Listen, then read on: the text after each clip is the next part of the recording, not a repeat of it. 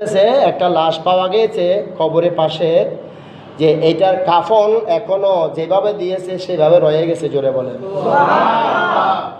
এলাকার মুরব্বী যিনি কবর করতেছেন ওনার সাথে আমি কথা বলেছি, ওনার বয়সও 70 বছর হবে, মুরব্বী। উনি বললেন যে হুজুর এখানে এটা কার কবর আমরা জানি না। মুরব্বী দেবে যারা আছে তারা বলে এটা 100 বছর আগের পুরনো কবর হবে।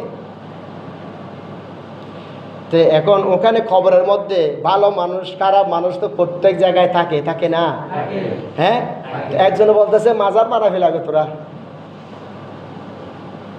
কথা বুঝছেন কি? ভালো করে বললো না খারাপ করে বললো? উনি বলছে মাজার পাড়া ফেলাগো, তারপরে দান্দা ভালো হয়। তা আমি বললাম আপনার বাবাকে যেখানে কবর দিয়েছেন সেখানে একটু করে দেখেন আপনার বাবার হাড্ডি কি আছে কিনা।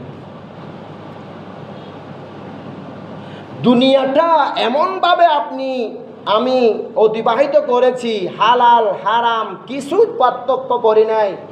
দুনিয়া দুনিয়া করতে করতে আমার জিন্দেগিটা আমি শেষ করে ফেলেছি, ঠিক না? যার কারণে আমি মারা যাওয়ার পরে মাটি আমাকে খেতে পারবে।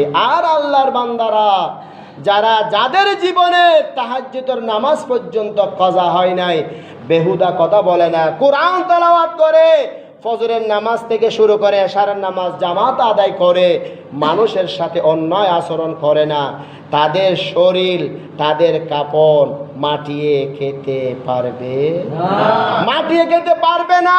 মাটি আরো তাদেরকে পাহারা দিবে।